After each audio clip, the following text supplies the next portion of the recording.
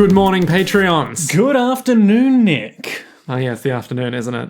Good afternoon, Patreons. Good morning, Patreons. Ah, shit, it's the morning somewhere, isn't it?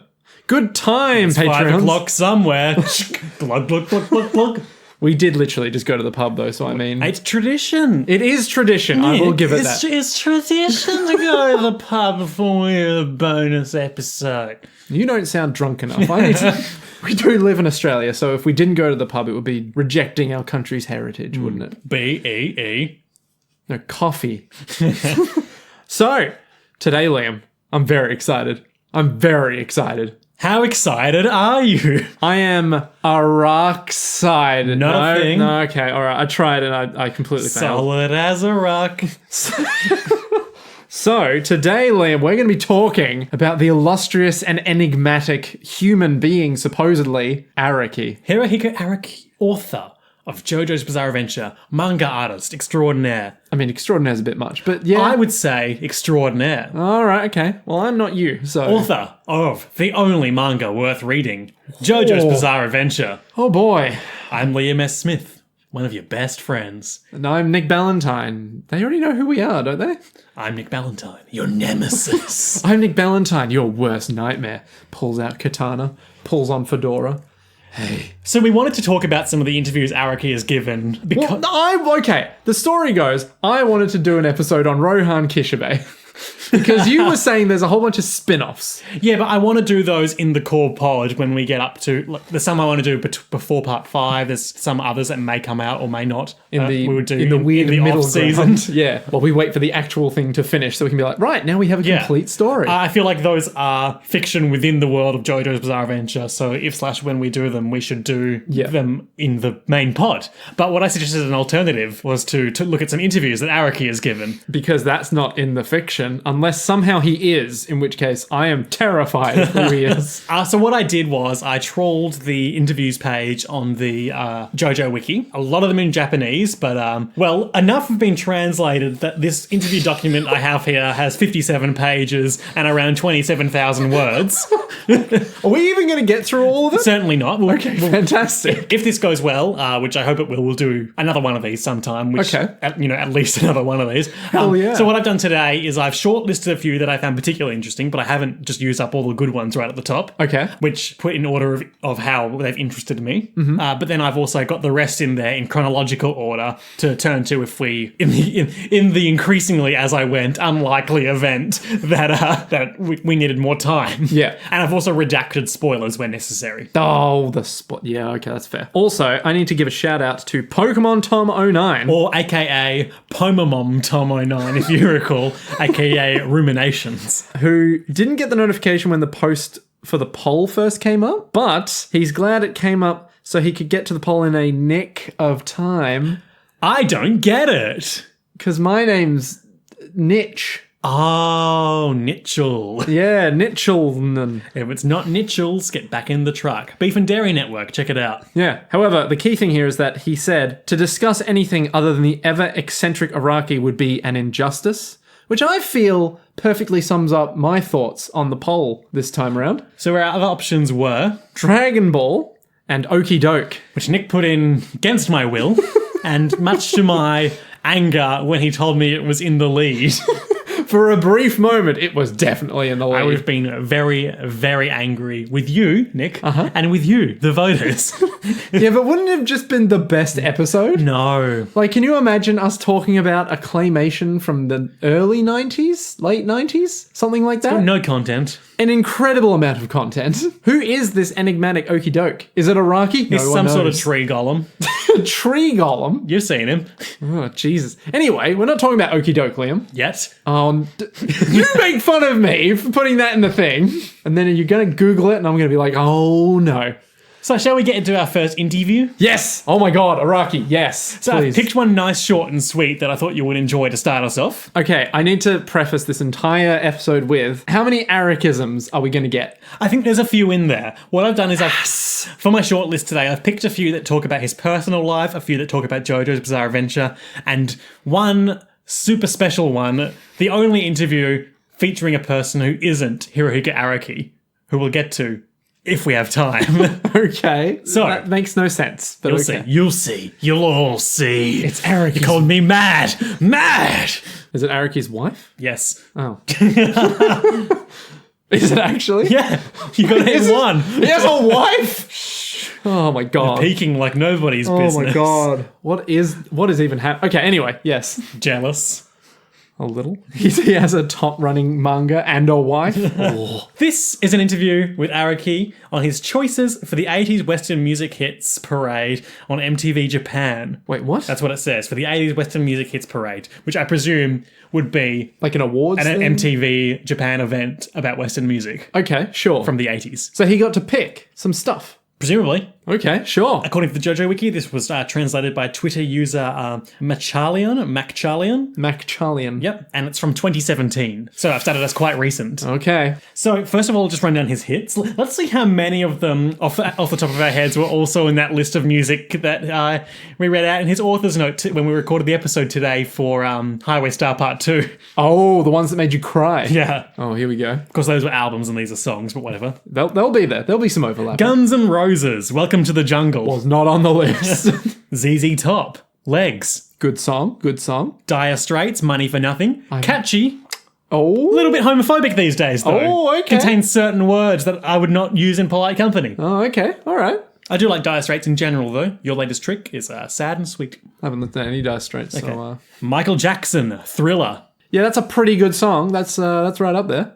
UB40, Red Red Wine. Isn't UB40 that weird Japanese group? That's that song that goes Red Red Wine. Okay. I don't like it. I don't like it when you turn my voice about. Please explain. A parody of a terrible, terrible person. One day we'll just have to do an entire Paul The and Australian Countdown. or the Australia episode. The Australia episode. Oh man. Anyway, Bruce Springsteen, The Boss. Dancing in the Dark. Dancing in the Dark. Yep. Of all the Bruce Springsteen things, Yep. Okay, all right. Of course, Bruce Springsteen was the first woman in space, and she saw the Earth without borders and wanted to. Oh, Liam. We can't keep doing Metal Gear episodes. I will never stop. Okay. You too. I still haven't found what I'm looking for. Well, then look harder.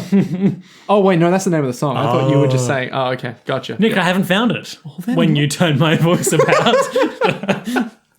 I'm sure no one's going to know what I'm doing. Three people will be like, Pauline Pants Down? That's not a real... Oh. So there's a... Shall I explain? Sure, why not? There is a parody song. which is a song that's parodying a very right-wing Horrifically racist. politician bigoted, in Australia called Pauline Hanson, and I believe it's a drag act, which is Pauline Yes. Pants Down. Yes. And the song goes like, I don't like it, which I think incorporates a bit of a soundbite from her. Yeah, oh, the entire song is her saying things, but then just like cut into things that they want them to say. Yeah, yeah. So I know that very famously, the reason why the song was made was that she was like, I don't like it when people come into this country. And you're Yeah, like, yeah. What? What is wrong with you, Pauline? My shopping trolley murdered. Yeah. And so on. It's worth a YouTube. Oh, it's good I don't know if you'll get it as an international audience member, but it's worth a YouTube. It's very good. Donald Fagen, New Frontier. Never heard of it. No, nor I. The Style Council, Shout to the Top. Ooh, good choice. Never heard of it. Sade, Smooth Operator. Now that is a good oh. That's a hit of the 80s if ever I've heard one. Yeah, no, ooh. Prince, When Doves Cry. Nice, nice. David Lee Roth, California Girls. Intriguing. So then there's just a couple of paragraphs of discussion on these. I'll quickly blitz through that if you want. Okay, here we go. The 80s were an exciting period for a mangaka too. Why do you always read Araki's stuff this way? I think it speaks to his voice and his childlike wonder. Yeah, fair. The stories that were coming out were gradually becoming stronger and deeper. This feeling that was floating around at the time could be perceived in both manga and music, I think. From Welcome to the Jungle by Guns N' Roses, I really liked that. While it's an overly long song, it contains a lot of different ideas. That's how I kind of feel about a lot of Bonnie Tyler's hits. Like, I really like Total Eclipse of the Heart, Wing of the but it Hero, goes for etc., 9 minutes. But they both just go for about 3 minutes too long. Yeah, I know that Total Eclipse of the Heart is like... I mean, that's a certified banger, don't get me wrong. But it's just like, get on with it. Just get on with it, man. How the riff vertically enters the song When Doves Cry by Prince, and how the melody feels like rain sticking to the ground, gives me a nice solid effect, gives me a really nice effect of solid and sexy. I have so many questions about all the words he just used to describe music. That's what music is like, solid and sexy. No, but when the riff vertically enters? What does that mean? Maybe he means ascending, or I don't know. Okay. I think the sound effects in JoJo's Bizarre Adventure came from my desire to incorporate the strange voice that comes out from this song in a manga. When Doves Cry. When Doves Cry. Quite influential on JoJo's Bizarre Adventure, apparently. There you go. Maybe that's why everyone has that beautiful Prince look to them. Because Prince, you know, he's got the pose, he's got the hair, he's got the face, he's got the look. But does he have the touch? You don't impress me much. For a long time, I convinced... Is that Shania Twain? Confused? Is that... Don't know. I think that's Shania Twain. I confused her with that song with a Pulling Pants Down one for a long time. When I was a kid.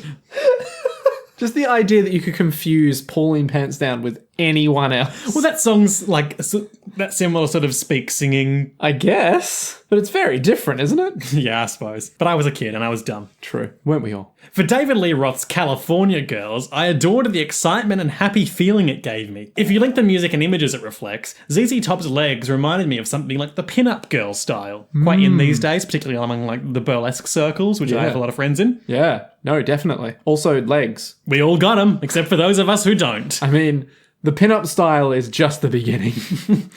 I consider these songs similar to an oil painting. Araki, explain. Okay, he continues. I especially consider the way Norman Rockwell used to draw them to be quite erotic. Norman paintings. Oil paintings. Araki, please explain more. His art used to appear in calendars, but it's popular now too. How is calendar art not popular art? I think it would be nice to listen to these songs while watching those calendars. This episode is already everything I wanted it to be and so much more. Sometimes reading things Araki said, and obviously there's a translation barrier here. Yeah. But sometimes it reminds me of the question of whether or not Mikitaka is an alien. Do you think maybe Araki, when he speaks, right, it's very obvious that he's very enthusiastic about everything he does, which is wonderful.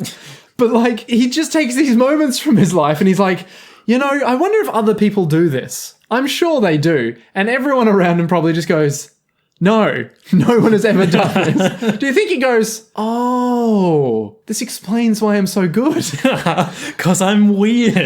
But he's so good. And this is a 2006 interview.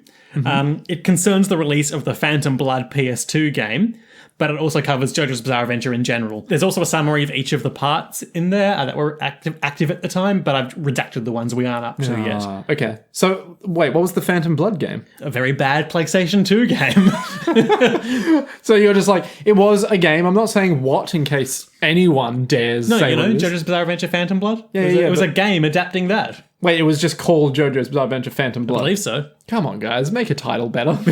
Like All-Star Battle or Eyes of Heaven. Yeah, original. So there's a series of prompts and then he answers each of them. Okay. Like an interview? Yeah. I like how the first thing we did wasn't even an interview when the entire point of this is to get interviewed. It's media that he's given, you know? Yeah, that's true. Some of them, I don't know if it's one of the ones we'll get to today, but one of them is also just like it's not a transcript, but it's a recap of a lecture he gave. He gave a lecture? Yeah, at university, Tokai University or something. Yeah. It's not a transcript in so much as it's just basically someone having written a recap of having attended it. Cool. I'm keen. Your thoughts about your 25th anniversary as an author. Oh. I think that it was a very quick 25 years. But when I look back at my work, it's kind of like the stuff around the Phantom Blood era is the work of someone else. Yeah, that's honestly what I feel. So when I read it, I can kind of read it objectively. I can read it as though I was a fan.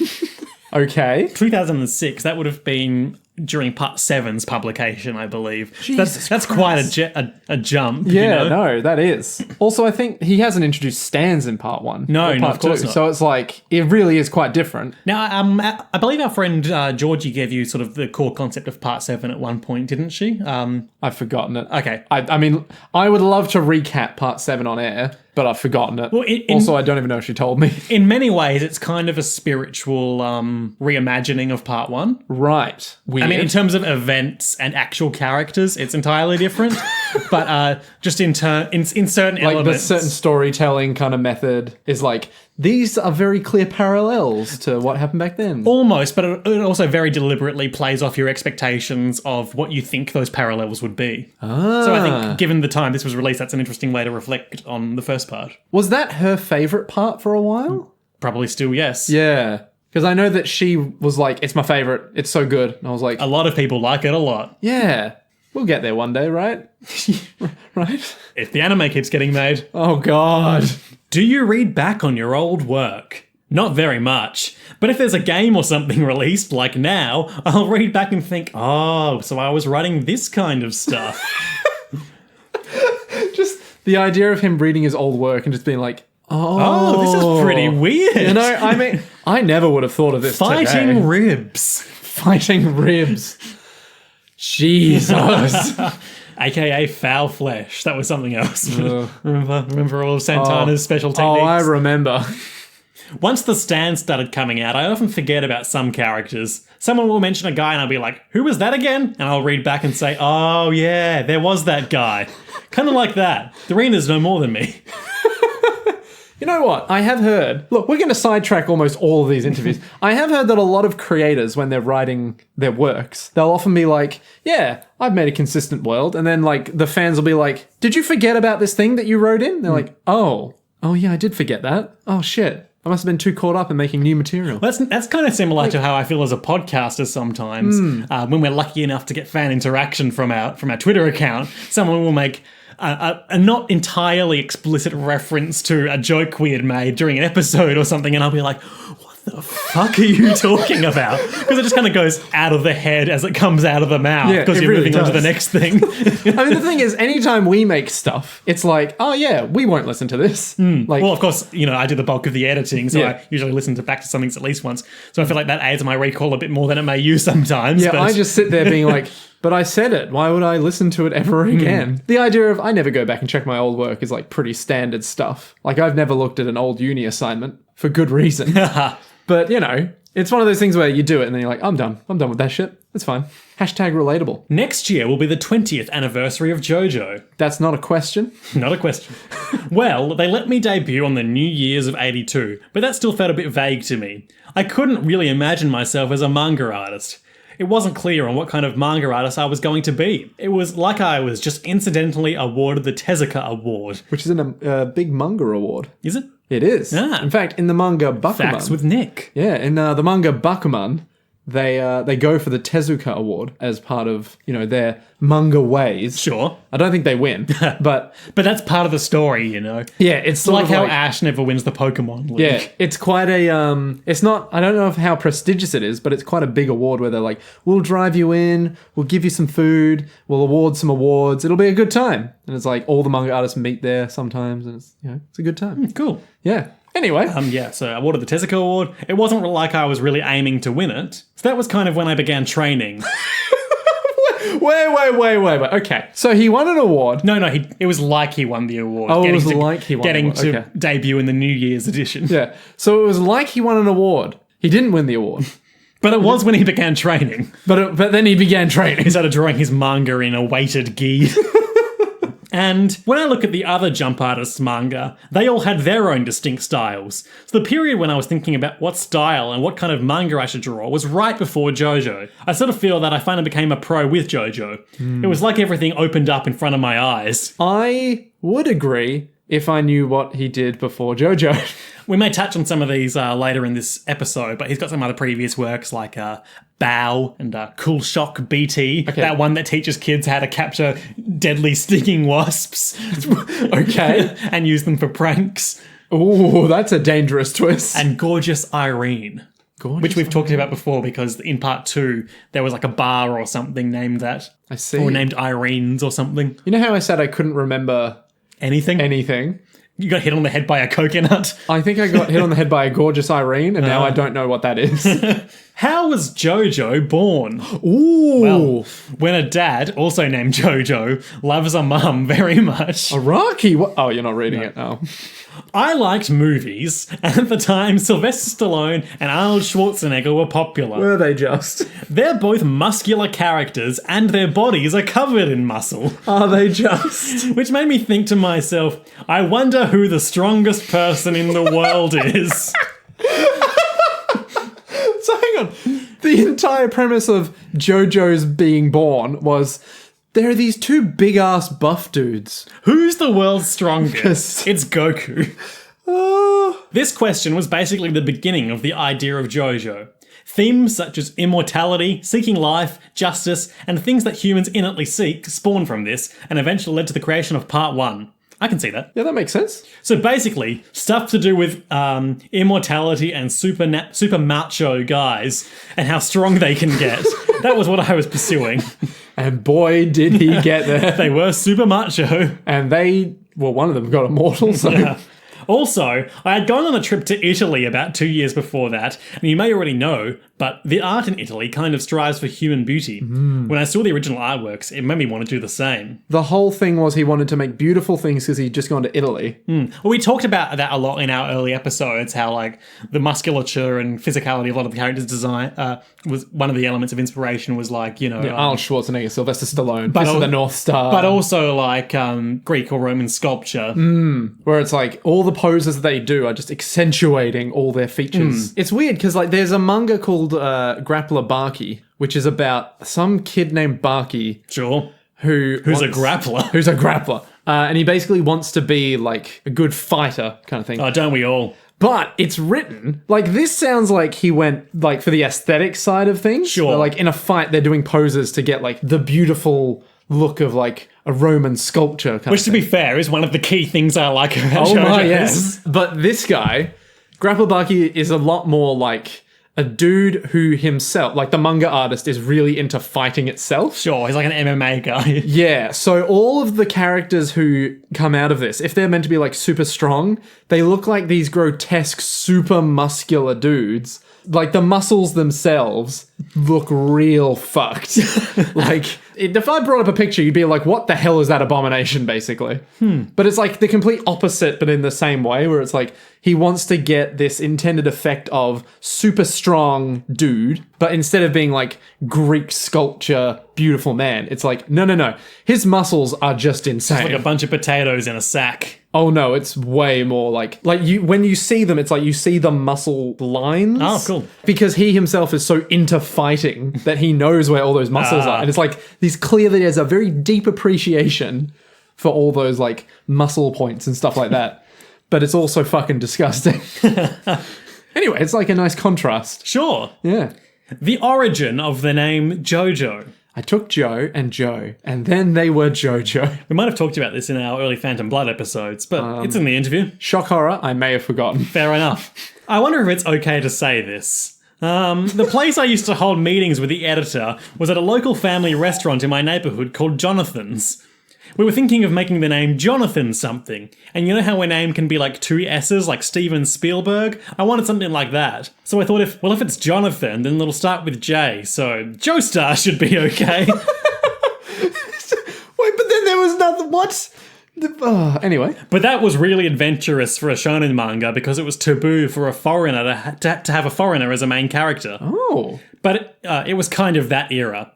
It was a big adventure, so I was really grateful to my editor at the time. That's cool. I didn't realise that. That is interesting. I guess it's like Shonen Jump is made for, what, teens? Shonen means like young boy. Yeah. So we're looking at probably like... 14 to 16. No, younger than that. 12 to 13. I'd probably say like... I don't want to say too young. 8 to 12. 8 to 12? Fuck me. That's... I don't know if Shonen Jump... 8 to 14 perhaps. Yeah, I guess. You want to identify with them, and I guess it's easier if it's a Japanese Suppose so. character. Yeah. Because I know that if you're watching like a movie, and it's like, oh, the main dude is like some Filipino woman. It's like, well, I can still relate to her, but I am a white man. Very boring. I don't punch people. So, I mean, I can't really relate to you, but I'm willing to watch this anyway. It's like the same appeal for Jonathan Joestar. And you know, from the same perspective of anyone who isn't a white man, it's much harder to latch on to. Yes, to white men. Just sneaking that in there. Okay, all right, I see how it is. Yeah, okay. I feel like you just stumbled into a very profound statement there, Nick. Well, I mean, you know, it's one of those things where you never really pick up on it. You can only bring your own experience to something. Exactly. I can only bring my experience of, you know, being a very boring young man. Nick, you're not very boring. You're a very, very successful podcast. How you going? How you doing? Oh, easy does it. Regarding the birth of the arch nemesis Dio, he's full of confidence, very arrogant, and he's aiming to become a god or top of the world. Because of this, I use the Italian word Dio that is used to refer to a god, as well as the Dio that plays heavy metal. I like heavy metal and rock, so I use those as references to make characters. They're also characters that I created to signify black and white or good and evil. Oh,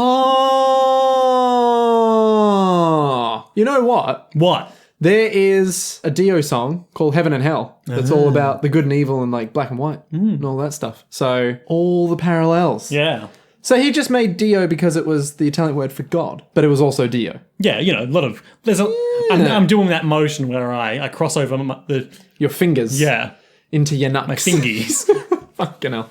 That's cool. Okay, so then he's got like a brief summary for each of the parts to date. Part 1, Phantom Blood. What were your initial ideas? Back when I started drawing part 1, I liked stories that went over several generations, like East of Eden, and the show Roots that they did on TV. Do we know either of these shows? I know Roots. What's Roots of? I don't know, I haven't seen it, but I know of it. Okay, all right. The lead character changes, but it kind of continues. It's something like an American periodical drama or periodical novel. And I don't think it was very Jump-like in style, but I thought that it might be good to go where nobody else had before, just like on Star Trek. I knew that one of us would make that reference. I'm glad that it wasn't me, but I'm also not glad. There's also a manga that I really respect called Babel 2 by Yokoyama Mitsuteru, which has fights that follow rules. I also wanted fights that followed rules in Jojo, so the Ripple was one of those things. Oh. For a while. For a while. Also, you can't see psychic abilities, right? Like if you concentrate your mind and something breaks, you can't really see it. But it's a manga, so I thought I should be able to draw it and try and make it easy for readers to know what kinds of psychic powers they were. Which is how I came up with the Ripple. It kind of spread from that, like how Ripple slowly spread, no pun intended. Slowly is Jojo in Japanese. Ugh. Wait, slowly is Jojo in Japanese? According to this interview. Really? So it would have been kind of spread from that, like how Ripple's Jojo spread. Whoa. Adjusting for grammar differences and... Man, that is some sick language plays.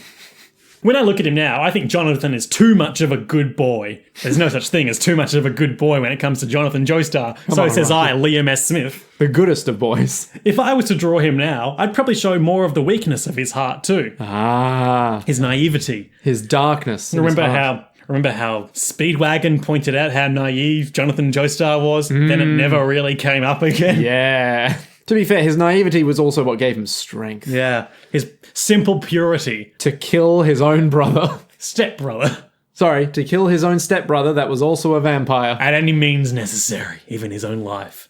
And even then, it didn't really work. Man, he really fucked up on that front, didn't he? Jonathan Joestar got a raw deal. I wonder, do you reckon that... Okay, so if part 7's like a spiritual kind of like retelling kind of thing. Sure, yeah.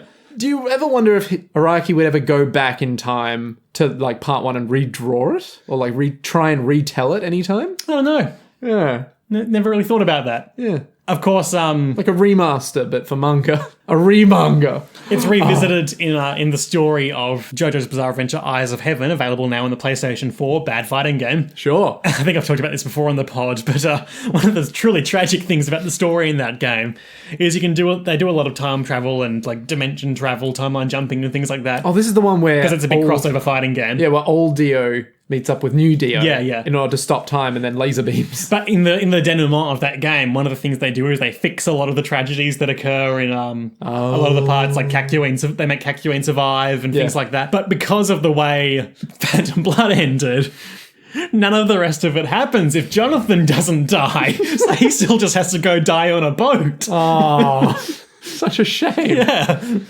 Oh, well. He died for what he loved. Yeah, poor guy.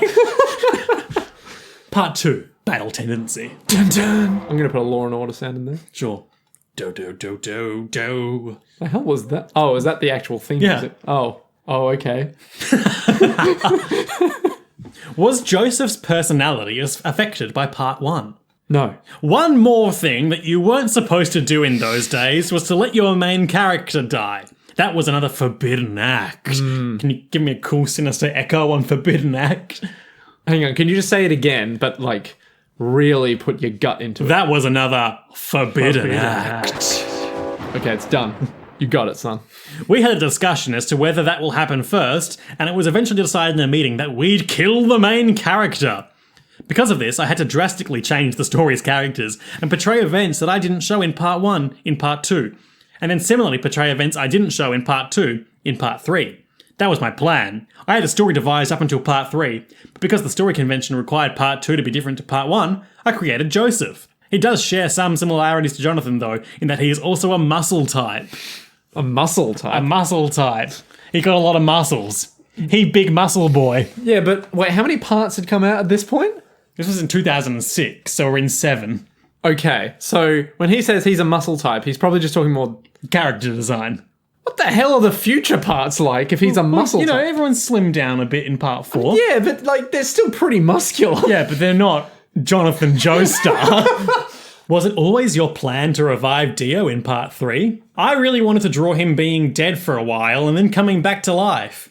But if I was to do that, I needed something to happen in between. Part 2. Yeah. I was in the... Yeah. Oh, wow. Part 2. Yeah. You know, part 2. Joseph Joestar, cars, that rigmarole. I would love if someone was like, hey, did you realise that was a bit of a plot hole that Dio came back from the the coffin thing? Has that ever been brought up in an interview before? I'm pretty sure that's come up in some interviews. I don't know if it's any we'll do today. And then he'd just be like, sorry, I'm so sorry. Smoke bomb. An Arikism. You know, I really like the idea of coffins, so I thought, why not just put Dio in one? Then I realised that I'd already put someone else in there, but it didn't matter, because I've heard of multiple people Because living it's in my coffins. manga and I'll make it how I want to. I hope the readers enjoy. Fuck yourself. Smoke bomb. Smoke bomb. How was the process of changing ripples from stands? This is RE part 3. You mean Ripples 2 stands? Ripples to stands. I was going to say Ripples from stands is like, oh no. Yeah, from ripples to stands. I tried portraying the ripple through pictures, and I also tried portraying the psychic ability of stands with pictures too. But, how should I say it? I wanted to have punches from here, motions away from body. I had a meeting for it when I was asked, what are you going to do next? You can't use the ripple anymore. But when I said, well, a punch comes out of here, referring to the front of the body, and breaks stuff. They'd be confused and wouldn't understand me. So I was like, how should I say this? Well, there's a thing like a guardian spirit, and it comes out and attacks. It's really obvious now, but reading that, it'd just be like... in this day and age, you just say it's like a video game summon.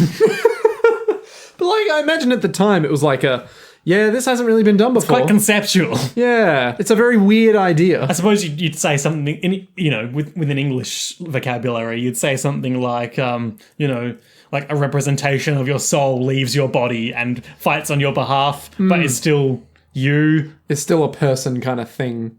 Like you're still personally involved in it. Yeah. Were there any, like old school Japanese myths or anything that involved like a being coming out from your body and fighting for you? Well, he's talking about guardian spirits here, and I'm no expert in like Shintoism, but that's got elements of like spirits imbued in objects and stuff. I mean, that's the whole point, isn't it? Yeah.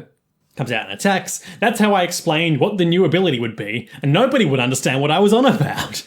I told them that I think I could create a lot of characters this way. I could make like a green-coloured punch, or a sharp thing spawn and make them fight. Okay. Unlike the ripple, I can do a lot of variations. That's how I started with stands, though I originally thought that people who read it at first wouldn't know what was going on.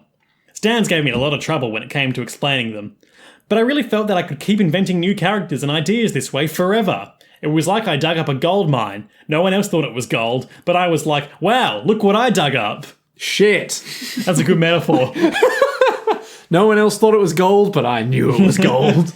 Part 4. Diamond is unbreakable. Oh, here we go. Sketchy territory for me. Here we go. Now, I have given this a quick skim Okay. and redacted as necessary. Okay. What were your ideas from Part 4 and onwards? Part 3 was a story that had the shape of a role-playing game. It's like a board game where you go here and there. There's a book called Around the World in 80 Days. Nick's giving me some looks right now. What? How are these related? It's like the shape of a role-playing game. You travel and get into new adventures. Okay, all right. There's a book called Around the World in 80 Days, which I made Part 3's story with that as an influence. If that's the case, then enemies have to be types that come and attack Jotaro themselves, though they might be waiting for them too. So then I was thinking of ideas. I thought of people that were willing to wait in their positions for a long time, like people that live in houses and attack when customers arrive. People with personalities like trapdoor spiders. These metaphors are just, or similes rather, Yeah. are just beautiful. You're getting your fill of Arakisms? Oh, am I ever? I had a lot of these ideas left over, and I thought I could probably use all of them within a single town. Just the idea of I had a lot of ideas left over. Just throw them in a town. Just chuck them in a town, it'll be fine. There were various incidents back then, such as a serial killing incident that sent huge shockwaves across Japan. The feeling of your neighbour possibly being a serial killer was a perfect atmosphere.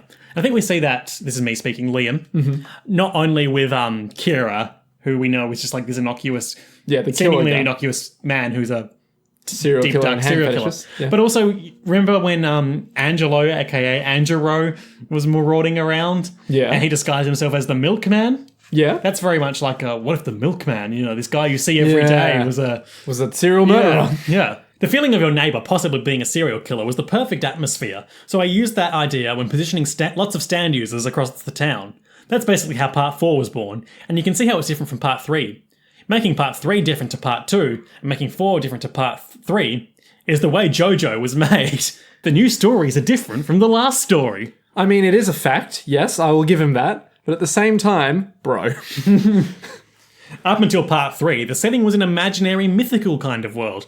But for Part 4, I drew an everyday world, so I felt more closeness to Josuke, which is why I like him the most. Oh, well. I found it really fun to write. It was like he became a friend of sorts. Jotaro, however, is someone that you admire, like a hero from a mythical tale. But Josuke seems more like a friend or a senior. Would we call Jotaro someone that you would admire? A man who can take 10 cigarettes? That's quite a talent. I mean, it is, but He's a serious academic. I guess so, yeah. But even so, when he says it's like a mythical kind of environment, it does make sense. He's sort of larger than life in a way that Josuke isn't quite. Yeah, Josuke is very grounded in his high school. Very much like a girl next door type. He's got that hair that makes you go, oh, I know that guy with hair. Josuke is supposed to be the child of a lover, but Oh. yes, he is. If I could write more of Part 4, I'd like to explore that more specifically. You would probably develop some complicated ways of thinking if you were a child of a lover. I'm thinking like mistress might be a more appropriate translation there. Oh, I guess mistress. But at the same time, it's still just like, you're the child of a lover that has just left. You have a father. You're not the child of a father. Sure. You're not the child of a daddy. And Josuke was also meeting his dad for the first time in a while, so I'd like to write more depth about that. If I had the opportunity to write that, I would really like to. Part 4 isn't really finished yet. If I decided to continue it, I could as much as I want. Not really finished yet. Okay. What are your thoughts regarding time? Oh, God. Here we go. Here we go. Strap yourself in. Here's some Arikism 9000. I really like the forward motion of time. So I thought, what if I could do that? I think I redacted the questions regarding 5 and 6 here. That's why there seems to be quite an abrupt jump in subject. All right, cool. It's mysterious, isn't it? If you think about time, It's not mysterious. It just moves forward. it's time. Oh, it's time. You wear a watch, Liam. Like how? Anyway. If you think about time, it feels mysterious and possibly the ultimate power if you could control it. Yes. What? My thought process involved coming up with this ultimate power and thinking up how on earth you'd defeat it. Even while writing Jojo, I myself often thought, oh, they're going to lose this one. They can't possibly win. I mean, maybe when he did that, he should have gone, Oh, I better backpedal a bit. But thinking about how it will be done is how I go about making this. So even now, I still think about the questions from part 1. Who is the strongest person in the world? I find that there's a great deal of romance there. Okay. All right. Yep. Sure. Asked and answered. That's what he thinks about time. There you go. A great deal of romance indeed. This one just goes on for a while. Well, come on. Get to it, son. We're burning daylight here. These are some questions about Araki. Or a question about Araki, at least. Wait. What do you mean? Like about him himself, rather than about Jojo specifically. Oh, okay. About drawing old characters. I really find it hard being asked to draw previous characters. I wonder why that is. I just get really tired. Maybe it's because you've drawn them so much that you're just like, not again. First, I have to try and draw the essence of my older style, and then I have to fuse it with my current style, which made drawing the cover of this game really tiring. Though I did end up drawing it anyways, after telling them that I can't draw older characters. Second, artwork always changes. For example, I said before that muscular characters were really popular in the 80s, but that wasn't really the case anymore in the 90s. I think it's strange to keep drawing muscular people if that's the case. So when I started on a new chapter back then, I made Part 5 protagonist quite thin to be like a normal person. From around the time of Josuke, I decided to change from a mythical kind of person to a more ordinary size. I just love that it went Part 5. I made him thin, like a normal person. Unlike all of my previous iterations of human characters before. From around the time of Josuke, I decided to change from a more mythical style to a more ordinary size. I guess. That's the kind of way that artwork changes. Well, that's what I think. Also, I don't know about my art getting better. You could say that I was bad at the beginning, though. I don't really try to keep it like my older styles. They're pictures that I've drawn in a classical kind of method, so I don't really mind if it changes. Interesting. Classical method. I wonder what he means. I don't know. Neither of us are artists. The next question's about the game's cover, but I just want to skip that to get to more interesting stuff. Okay, all right. About the poses. Yes! Here we go. The poses are influenced from Italian sculptures. Never saw that coming. I really like the way the bodies are twisted, and it makes me want to turn them into a drawing. Also, you might not understand unless you're a person that draws, but the pelvis moves up and down, and that's what I find fun. What? The pelvis moves up and down, and that's what I find fun. What does he mean? What does that even mean? Sounds like a double entendre, doesn't it? The penis moves... Pelvis. I knew it was going to happen. Anyway, the pelvis moves up and down. And that's what he finds That's fun. what he finds That's fun. all he finds fun. That's it. It's just... Like doing this. And stuff like if you move your wrist, then you move up here. Hand gestures. It's fun to draw while you theorize about that. Well, for example, I'll show you here. If you put your weight down on your right leg, like this, your left shoulder drops and stuff. Or if you raise this hip, you go like this. It all moves oppositely. If you raise one hip, then a shoulder goes down. If you concentrate on it, you'll notice it. I found that about the human body very interesting, and I really find it fun putting that into a drawing. Neat. Yeah, very cool. Also, it's not related, but I actually enjoy drawing skin getting peeled. Is it just... One day he just got home and went, man, poses are cool. Looks back at, like, his drawings of people and went, What if their skin was getting peeled off? what if I could just make it so that how they look now was ever so slightly... maybe like one layer difference. So I had a lot of fun when drawing Koichi turning into a book. Not because it's grotesque, but I think it's because I have to theorize what it might be like. It's strange. Also, things like what would happen if you bent a finger this way. You can make it possible by drawing. I think those are the kind of things I like, though I like drawing the poses too. I mean, everyone likes the poses, Araki. Everyone likes We all like the poses, Araki. I just love that his idea of where'd the poses come from. It's like, well, if you put your weight on one leg, the rest of it moves down. It's all weight and counterweight. You know, the pelvis... Like an elevator. You know, the pelvis moves up and down. Up and down. And that's what I find fun. About the unique sound words. Like the Ominous. katakana stuff? Yeah. Yeah. Or like Magician's Red going, suck. Oh, right. They're influenced from horror movies and rock music. In progressive rock and horror music, they use synthesizers and an instrument called a mellotron, and sometimes I really want the tinkly kind of sound it produces for some scenes. Also stuff like sween and kyun kyun kyun. You know? I think I know which ones those are. You know how they often have noises like that in horror movies? I get the feeling of wanting those in my work. So I just write them out using letters, and they naturally become the sound words I use. I'm not really conscious of it. He's not really conscious of it. How can he not be? Just feels right, you know? Yeah, he just writes down the word and goes, that'll do. Is the model of Kishibe Rohan yourself? Everyone I meet for the first time thinks that I'll be like Rohan, so it's a bit of a nuisance.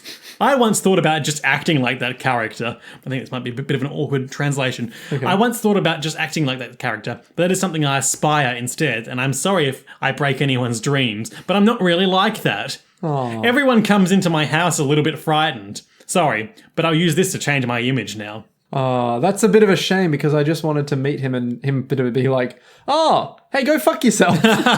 I just want to draw my manga now, thank you. Get out of my house unless you got good stories for me. Hey, let me open up your face. Let me move your pelvis up and down. That's what I find fun. Do you reckon Araki would like walk up to someone and be like, excuse me, you seem like a great person. And just like move your shoulders so that your pelvis moves up and down. I see. Do you lick spiders like Rohan? What? Okay, whoever's doing this interview is going very deep. Well, I do sometimes try eating some unusual things. If they tell me that it's edible cooking, then I'll eat it, but laughs. Oh, that's a dangerous precedent to set there, Araki. Now, there's just a couple of questions left in this interview. Okay. Concerning the themes embedded in Araki's work. Okay, so this isn't just Jojo's, this is like other works as well? I'd say it's mostly Jojo focused, but okay. You know, there may be some other stuff in there. Here we go. The theme of Jojo that continues for 20 years. To not negate human beings. What I mean by this is that it's to have positive thinking characters that don't stress about things going wrong. They're not allowed to stress. No, you're about to die. No stress. Like Josuke crashing his motorbike and being like, this is fine. This is absolutely fine. Don't you worry As about his it. house is on fire and he's drinking his coffee. Well, I better go then. See ya. No, you know, this is fine. Oh, yeah. Is this why Rohan gets really angry and we're not meant to like him as much? But secretly deep down we're like, Rohan is all of us.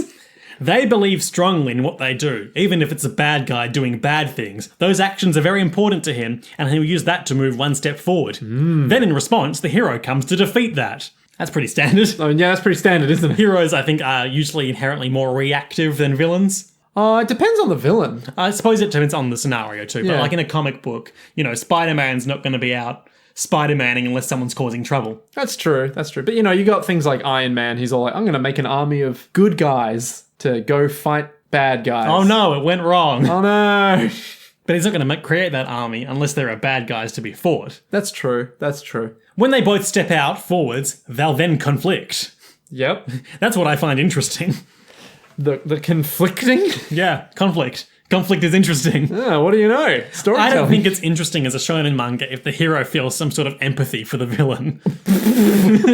Wow, okay. Which is interesting, and because Jonathan had nothing but empathy for Dio, I'd say. Yeah, no, Being the saint that he was. Well, hang on. Maybe he didn't feel empathy. Maybe he just felt sympathy. He had love for him, Yeah. despite his many, many flaws. Because he was like, we've grown up together.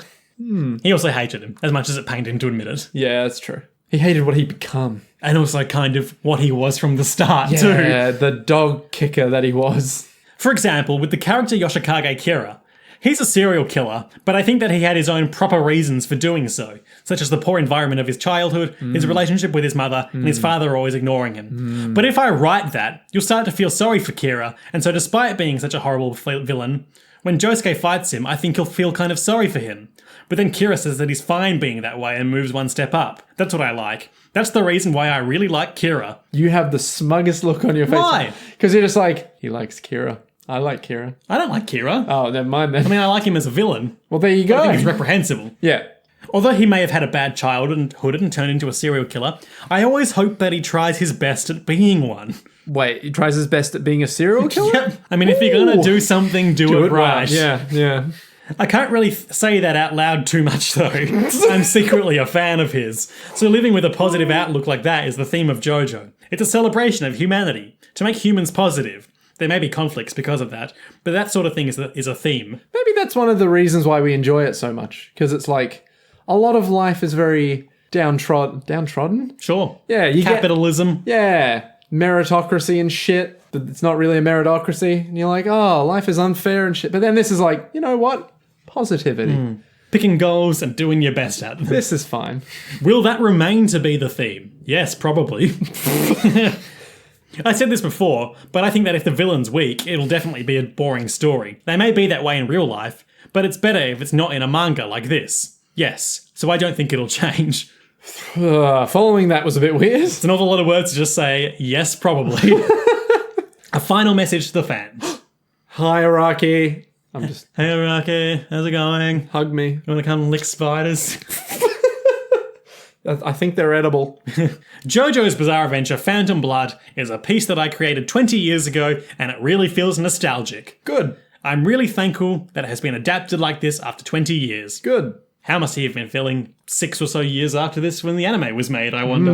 I wonder. I find it more special than a recent and currently serialized one being adapted because it makes me think that it's really been appreciated for 20 years. So I would really like to express my gratitude and say thank you very much. I hope you really enjoy it. I've properly checked the game myself and I've given it my guarantee. Hey, question. Was the game good? No, I see. I haven't played it, but I've heard it's very bad. So we don't know if we can really trust it. Oh man, you have so many words on this little sheet. Okay, so I want to try to get through 2 more today if we can. Okay. This next one's an interview with Shoko Nakagawa. Who's Shoko Nakagawa? She is a Japanese idol who is apparently quite a big fan of JoJo's Bizarre Adventure. Ah, cool. I believe I've actually watched this one on YouTube with subtitles before, but it may be a different one. Okay. Is she like in a band or something? I Or don't, is she I don't really know how I'm just how gonna look, the idols work. You I'm just know? gonna look her up. But if I'm thinking of the right person, she frequently pulls like JoJo poses at events. And if I'm also thinking of the right person, I believe she like broke her pelvis doing a JoJo pose or something once. Well, you know, the pelvis goes up and down. Yeah, and it's fun. She is a Japanese Taranto actress, voice actress, illustrator, and singer, also known by her nickname, Shokotan. She's best known as the presenter of Pokemon Sunday. Yeah, that's the person. She was in Fast and Furious Tokyo Drift. Weren't we all? She is an idol. So she goes into Araki's studio, has this conversation with him. So the prompt, okay, this one's a sort of a conversation format with prompts. Okay. First prompt, if you could choose a stand power, whose stand would you choose and what would you want to do with it? Do you want to do the Arakis and I'll do the Shokos? Why do I have to do the Arakis? Okay, you can do the Shokos. Yeah, I'll do the Shokos, yeah. Well, which one do you want to choose, Shokotan? Can I call you Shokotan? Of course. I've just thought, she's not at all going to sound like that. Hello, mate. He calls me Shokotan. I'm so glad. My dream is to marry Jotaro-sama and have a child with him. This got off to a very fucking real It's gone very misery very quickly. Wow. He'd probably say to me, Yare Yare Daze, and spit on me. That's my dream. Sorry, the question was about stands, wasn't it? So, Star Platinum? I want to receive Aura Aura from him. Laugh. I think I would choose Rohan Kishibe's stand. I want to know what people are thinking by opening their minds. Shoko, please. Get some chill. Just, look, I understand maybe you want, like, Jotaro to spit on you, but man, like... Jeez Louise. Yeah, you work with various people, so that would be useful. Yes, I want to discover the unknown sides to them. It's scary, though. It seems like you are already able to use that stand, I guess. Well, yeah. And your choice is Star Platinum, right? I want to be beaten up by him. Jesus. I hope your dream will come true. Ha ha ha! I'm a completely bizarre person. Oh man, Japanese media is weird. What type of woman does Jotaro-sama like? Araki. Type of woman? I don't think he is interested in women that much. Shoko. I think he would say Yare Yare Daze to a girl like me, right? He definitely would. That is his charm. He would also say you are annoying. Laugh. That would be great.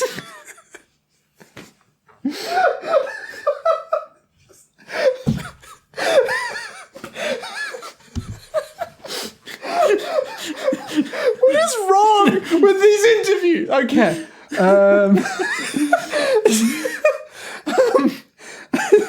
That's what I want. I want to have a child with him. How can I make him love me? He might say that you're annoying, but he'd still love you, I think. I like it. It's tsundere.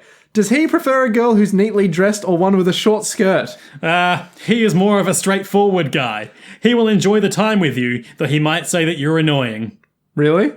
Then I will do my best. I think I should go to a disco. What does that mean? How is that related? Is Jotaro's skull cap a part of his head? What? Araki. Yes, it's true. Is it?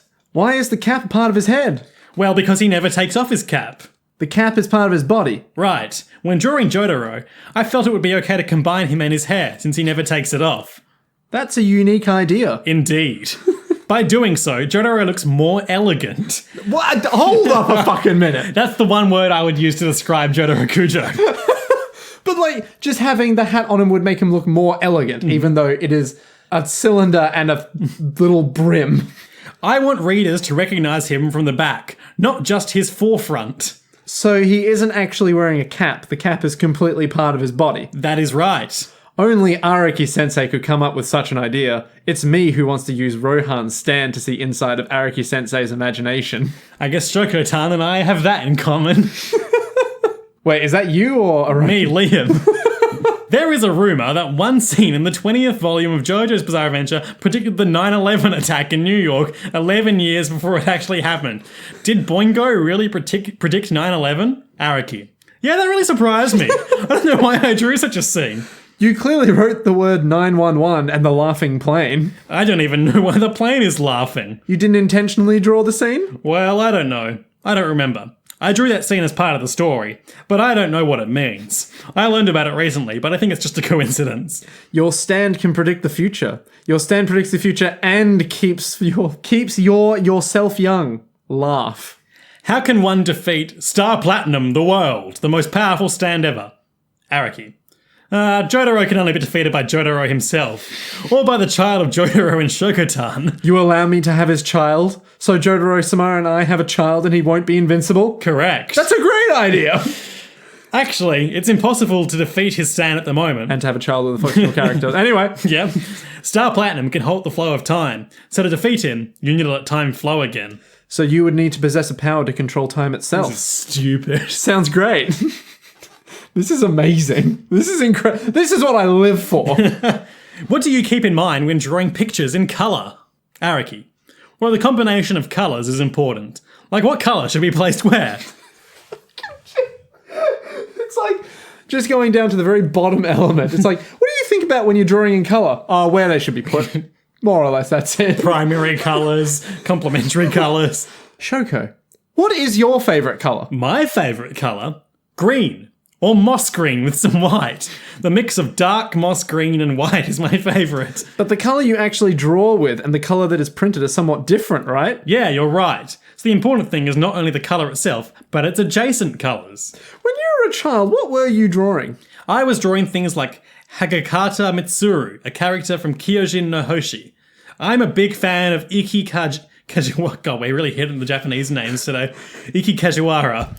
I was really curious about how Joe Yabuki's hair looked, like when we see him from the forefront, right and left side. Ordinary kids draw Joe only from the right or left sides, but you are not a normal kid. Laugh. Yeah. I just love that even he's willing to admit, yeah, I wasn't normal as a kid, don't worry. What type of woman does Araki-sensei like? Araki. This question is hard to answer. Your wife may be watching this show. I like a woman like my wife. A good answer. What do you like about your wife? As soon as you meet her, you will see that she loves gags. She will often say gags like Shoko-tan's Giza thing. Translator's note, Giza means super. She uses Giza? When I say to her, Giza ohayosu, super good morning, she told me I was doing it wrong. Ha! Your wife corrected your usage. And that's the end of that. That felt so, like, business-like. Yeah, super weird. So I just have one more I want to hit today, considering how long we've run. Yep. This is an interview with Chami Araki, Hirohiko Araki's wife. Oh, shit. This is the one that likes gags. And again, it's not so much direct quotations, it is someone recapping going to this thing. Is this like the university thing? It is actually a university thing, Okay. but not the one I was talking about there. Oh, okay. So there's some context at the top. On November 21st, Tokyo University's 60th Kamaba Festival was Araki-sensei's wife. We went to see Mrs. Chami Araki's public talk, Jojo and Chami Araki's Bizarre Life. Chami? Chami? I don't know. Chami. Chami Araki. With only 300 tickets being distributed. That's not a lot. No. The ticket sales began at 10 a.m. and were immediately sold out, with 200 fans creating a line Wow. 200 fans created a line. that extended all the way to the entrance of the emergency stairway. The mangaka's wife lecture seemed to be the climax of the festival. At 1:30 p.m, all seats were completely filled and spectators began to line up around the outer circumference of the venue. What? What? How big is Nanga over in Japan? Jesus. Pretty big. Shit, okay. This report was done with the permission of Mrs. Araki. This was done through my notes and recollection of the event. There may be some parts with errors. If it's clear there was a mistake or there are other questions, please submit a form or email me about the issue. So I might just cherry pick the best bits of this because it's of reasonable length. Okay, but I've just seen Miss Charmy did not get an invitation from the Tokyo University Jojo Research Society. I think that's a joke. Okay. I'm pretty sure that's a joke. Do you think the Speedwagon Foundation has a JoJo Research Society? I mean, it has to, right? Like, they wanted to know what the stands were at some point. Where is Araki right now? We were told Araki was 100% not at the meeting hall. He couldn't come, but yesterday he went to a Shinto shrine to pray for his wife, and he joked, "I'll scatter flyers around the university." Oh, that's a loving wife who's willing to market for a manga artist. Now, as for where he was now, Mrs. Chami said, probably on a walk. Yeah, he couldn't come. Beginning of romance with Araki. Oh, here we go. Come on. About 20 years ago, when Mrs. Chami was attending a friend's marriage interview, sitting across from her was a man, Araki sensei. After that moment, Mrs. Chami said she immediately clicked with him. However, it seemed like Araki wasn't thinking about love at all. In that moment, she got Araki sensei's number and their friendship began. 3 months later, they were married. Certainly the marriage had a speed rating of A. Araki's first date. Is it just going to be written in the way that Araki writes? He's like, I really liked dates, so I took my wife on one for the first one. And what do you know? It went pretty well. I'm still married, so it must have worked. Araki would frequently go to a gym pool. What? Like a gym. A gym. Yeah. A pool. Oh, like a massive pool. Hi, like I'm Jim Pool. like an indoor pool. Yeah. Yeah, okay, all right. He was carrying his swimsuit to the pool when he got asked out by telephone. When she arrived, with a Mona Lisa smile, Araki said, "I'll be swimming back and forth in the 25-meter line a few times, so just play around here." And he left her alone. She was looking at the training schedule in silence while Araki continued to swim. When he gave her a sidelong glance, she appeared to be doing the flutter kick by herself. It sounds like a manga, but it's a true story. So their first date was, hey, I'm just going to go swimming over here. Yeah, you do something else. You whatever, man. You do you. Araki's Ding Dong Dash? You're going to need to give me some fucking context. Are you familiar with the phenomenon of the Ding Dong Dash? As in, like, you go up to a door, you press the button, and then you run away? Exactly. Okay, sure. About 10 years into their marriage, Mrs. Shami tells us, "I felt like I was living with a first-year middle schooler.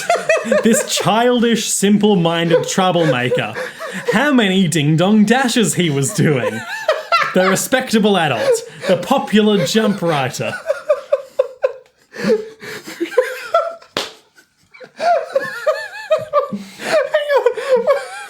Hang on. How old would he have been at this point? Like, I don't know, 20s, 30s?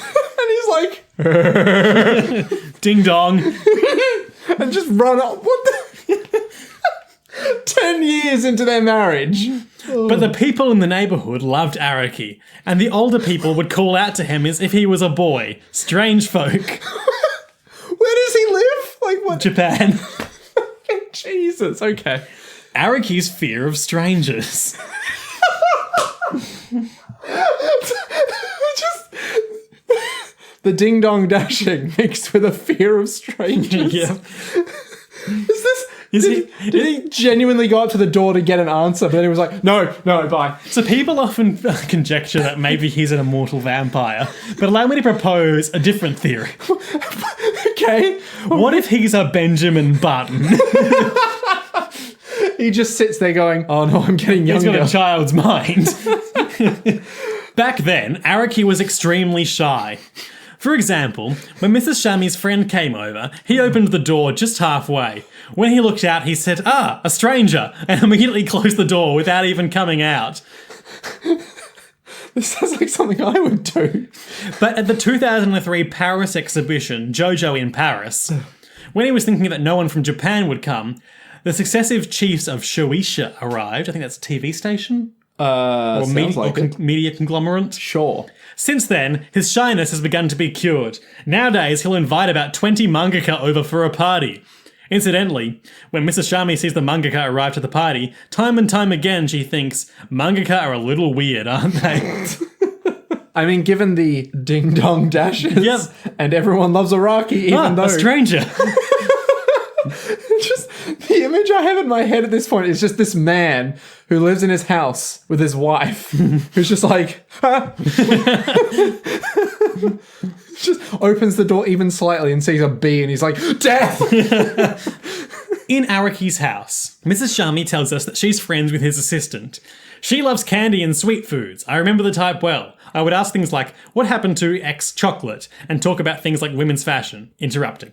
He would imitate us, and when he wanted to say something like, be quiet, he would say, your antenna is too wide, to be more polite. I don't understand. Nope, neither do I. There's no sort of too obscure for me. You need a bigger antenna, Liam. Araki's height. Has he gotten taller? Has he, Liam? At this year's first Ultra Jump Party, Araki met with... High school, exclamation point, Kimengumi. which I'm going to assume is a manga. Sure. Shinzawa Sensei, for the first time in 20 years. For some reason, he asked, Araki Sensei, your height, have you gotten taller? Araki was petrified for about 10 seconds and then said, no, it's unacceptable. Araki, have you aged? No, it's unacceptable. I will not live this life if I age.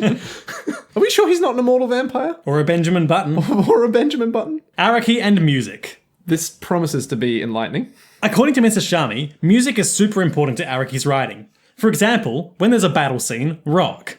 When there's a scene with horses running, country music, and so on. He does the job of putting on music that fits the scene. Conversely, when the house is silent, it seems to be very much so. By the way, the music that was played at the entrance of the event was chosen by Araki. The name of the song wasn't revealed. Initially, the Jojo Research Society were preparing to play Perfume's Chocolate Disco. Oh, of course they would.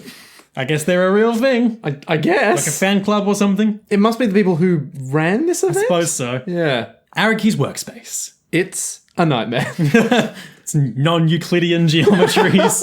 It's filled with small doors that he can stress relieve by hitting a little tiny doorbell and then not opening it. A few years back, Mrs. Shami entered Araki's workspace area to bring some tea. And when she opened the door, Araki exclaimed in a strange voice, Doya!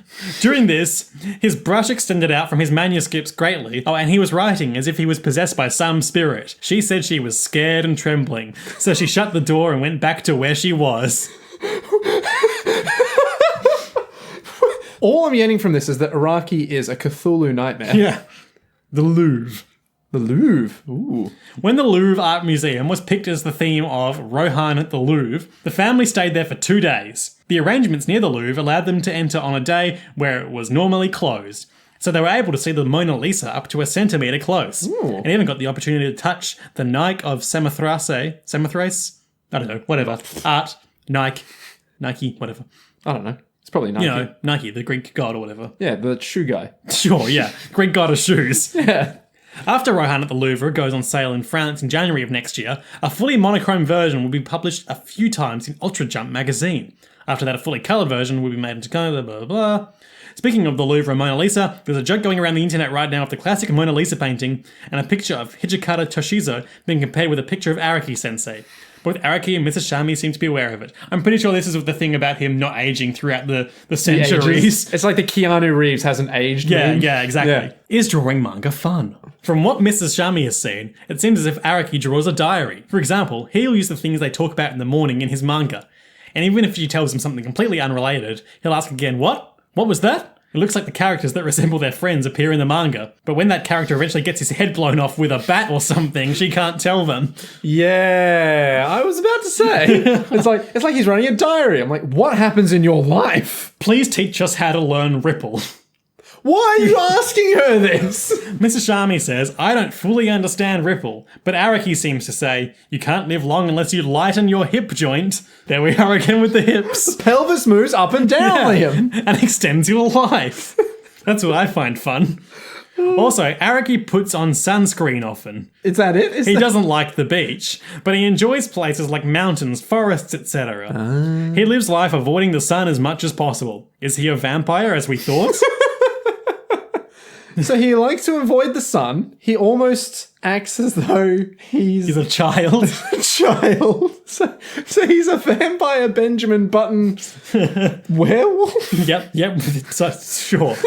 What would he have become if he didn't become a mangaka? Ooh. As for this question, Araki has said he would have become a makeup artist with a specialty in mannequins. An enigma of a man. Yes, an enigma indeed. About the Pressure Festival, a line that first appeared in Volume 13 of Jojo Part 7. Wait, am I even allowed to know this? That's all the context you're getting. Oh, okay. People were wondering where it came from. Araki said, "My wife attacked me for it. Pressure Festival, she said." Roar of laughter from the crowd. Regarding this line, Mrs. Shami told us the original Pressure Festival appeared to be a pro wrestling move where the wrestler would hurl his body as an attack over and over again. Back then, when Araki was a prankster, he would make her stand at the entrance and take one. What? When someone said they wanted to see what this looked like, she replied with a single word: impossible. That sounds almost dark. That's weird. Yeah. An extremely rare video. Araki Hirohiko's cooking class. Oh, God. It's just a lot of stewed eyeballs and crickets. So here we are cooking this dog. The video was a great surprise. It was a cooking class from Araki-sensei himself. The video was simply Araki cooking by himself. It began with Araki saying, "And now I will cook," which drew out a great laughter from the crowd. The menu was black sweet and sour pork with broccoli, and shrimp and Japanese scallops with linguine. I'll present the most interesting lines from the notes I took. As for the heat, medium? Then adjust the heat. Cook the pork entirely. It's dangerous raw. Raise it until it gets to a colour that feels tasty. Hot. Smells like garlic. Rub it in oil. He said this twice.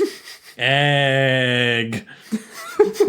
Love me some egg. It's done. Phew. Dojyan. The food looks like it smelled and tasted delicious. Mrs. Shami told us that in regards to cooking, well, I do it occasionally. And finally, Shami's pose. Shami's pose? Finally, Mrs. Shami decided to introduce surprise guests from the Jojo posing school. Oh! The well-known Mr. Kajapon, the demon teacher.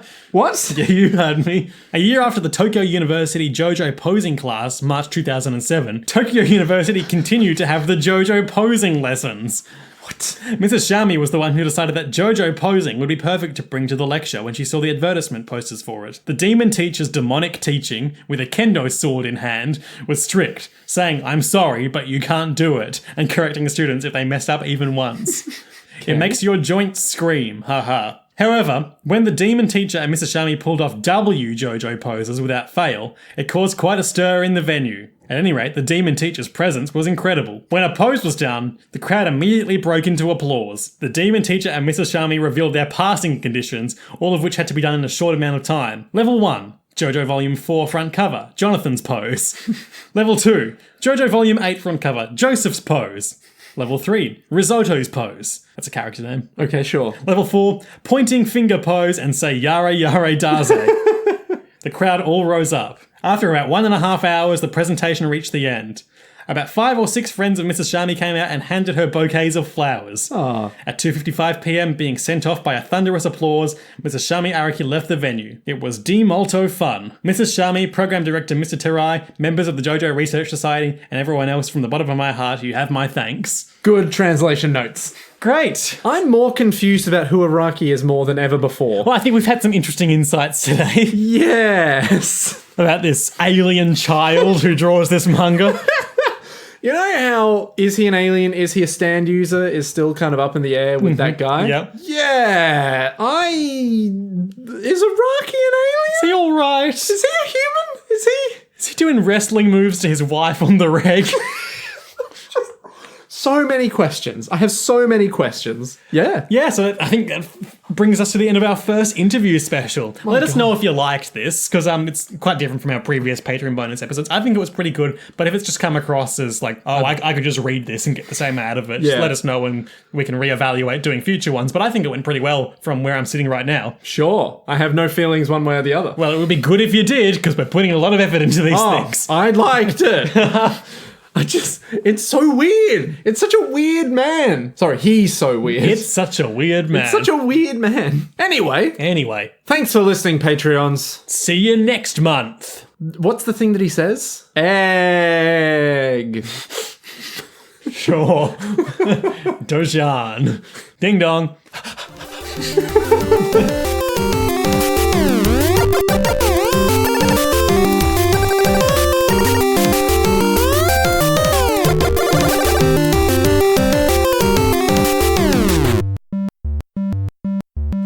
Hey everyone, welcome to Jojo's World. Would you look at that? It's like magic. It's But like magic. Other than that, it's still a bit quieter than usual, it seems. It is, yeah. Oh, here we go. Here we go. Should probably just get it. Choke up. Choke, Liam. Choke on the mic. Chokey doke. Man, you would have been. I was gonna be so angry, Nick.